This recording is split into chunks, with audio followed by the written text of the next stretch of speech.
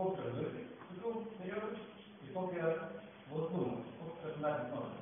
Standartinis nuogas visų periodų, didelis periodas yra 30%, tai yra žemiau, ir tų periodų standartinis nuogas yra, paskutiniai teoretikai teigia, kad tai yra rizika. Tai rizika yra 2-3% didesnė. Volatumas yra 2-3% didesnė. Tai matome, kad čia pakirto ir prasideda tokie veiksmai. Tai kaip rodžia tas antrazikas, apskritai, tai nėra kažkokia prognozė, kad čia kilsim, skrisim kažkas, bet tai indikacija, kad gali būti kažkoks padidėto volatumo periodas, kuris tiesiog atsivėjamas rizika. O ta rizika įgyvendinama tik tada, kai mes peršam ekologiją. Nes jeigu mes neįtikime nepadedame, tai tada neįtikime. Na, sutinku, kad galima taip komentuoti, tikriausiai iš tikrųjų tai vienas pastebėjimas vis tiek man žiūrint į grafiką, ta prasme, šitus signalus šiek tiek neramina tai, kad akivaizdžiai matote, kad tiek, kai jau šitas signalas rekomenduoja pasitraukti iš rinkos į grynuosius pinigus ir po to vėl, kai rekomenduoja sugrįžti į rinką, atrodo kiek vėlokai, nes kol jau mes įsitikinam, tai jau ir arba būna praėjęs tas volatilumas didelių svyravimų periodas, arba jau rinka gerokai, kaip dabar jinai taip stačiai kilo ir pašoko. Aš dar noriu sugrįžti prie tokios minėto Peterio Linčo iš Fidelity citatos, jisai sako, akcijų grafikai yra puikiai priemonė prognozuoti praeitį. Tai apie tai ir kalba, bet gal prieš leisdamas atsakyti techninės analizės atstovams, aš noriu paklausti, gal ir fundamentalistai, kaip vadinami, turi šitą kažkokią nuomonę šitą klausimą. Nežinau, kadangi Artūras pasakė, kad didžioji dalis signalų neveikia, tai net nežinau, ką pridurti. Akademinės studijos rodo, kad neveikia. Nėra kažkokio tai signalų, nėra dar kažko tai, kurie automatiškai galėtų numatyti, ar čia dabar kils ar kils kažkas, bet Artūras pats pasakė, tai nešu pasakyti. Aš noriu suteikti, kad atsakyti. Vienas dalykas, kad yra užvėlavimas faktas. Duokite arba parodykite man žmogų, kuris nuperka, kiekvieną kartą nuperka žiniausių, parduoda už esą kažkai nėra pamiršti. Tai yra randomas, pasitaiko taip kartais, bet iš esmės, kad tas pats žmogus metai iš metų tą nuolatos daryti neįmanoma. Ir tarkim, apie tai buvo dabar tokias frazės, kad reikia pirkti kai kurios lėšų vertinį su parduoti, kai jis yra godus, tai yra labai teisinga, tačiau iš kur žinom, kad būtent tas taškas yra tas, kada kai kurios lėšų, o ten visi godus. Tai yra vėlgi indikacija, krūvos ir panašiai, bet tai vienas dalykas. Ta prasme, kad praktiškai nesurasite strategijos, kuri jums parodo exactly dugną ir exactly tikslą.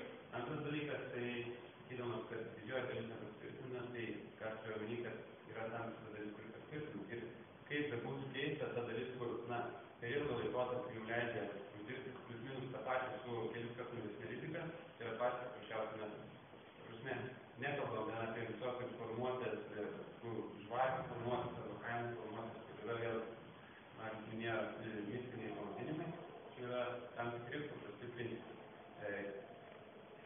Ir kalbant apie tai, kad kainos prognozuoja praeitį, tai mes kainos matom kainos praeitį. Tačiau, vėlgi, aš asmeniškai praleidžiu pakankamai daug laiko stebėdamas kainos judėjimus ir gal tiesiog truputį pafilosofuoti, nežinau, mes nedaug laiko turim, bet esminis dalykas, mano manymu, kokia diskusija yra, tai yra žaidimo principas. Aš bandžiau įsivaizduoti, tarkim, galim žaisti futbolą stadione čempionate, galim žaisti futbolą, tarkime, paplūdimyje ir panašiai. Čia grubiai bandymas palyginti, bet principas yra toksai.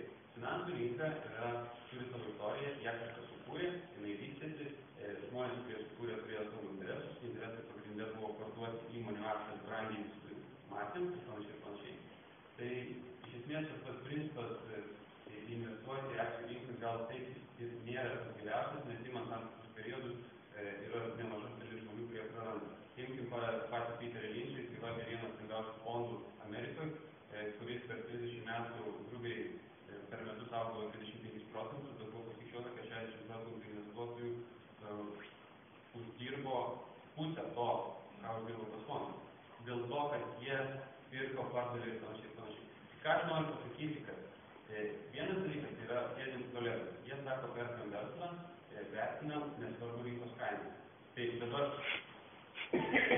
sprendžiat, kuri rūšis jums tinka. Tai dabar jeigu jūs sakot, kad jūs investuojate verslą, jūs pasirinkite dividendų formą, po to akcijas parduosite kažkokiam stambesniam investuotojui, jums tinka šita analizės forma. Tačiau jeigu jūs ateinat į finansų rinką, kur viskas priklauso nuo akcijos kainos, tai patikėkit manim, kai jūs nusiperkat įmonės akcijas, jūs negalvosite apie tai, kad jūs esate akcininkas, jūs galvosite apie tai, kad kada kaina bus didesnė ir aš parduosiu. Ir nuo tada prasideda psichologiniai dalykai, su kuriais kiekvienas iš mūsų turim susidurti. Taip kad tai didžioji dalis smulkus investuotojai yra ir dėja, jie labai mažai turi įtakos ir sprendimų priėmime dideliai korporacijai, kur turi 0,02%.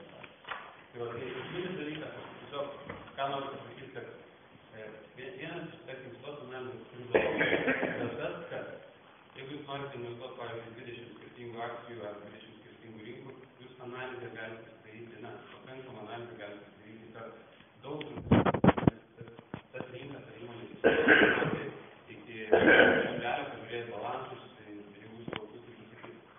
Tai tiesiog yra esminis skirtumas ir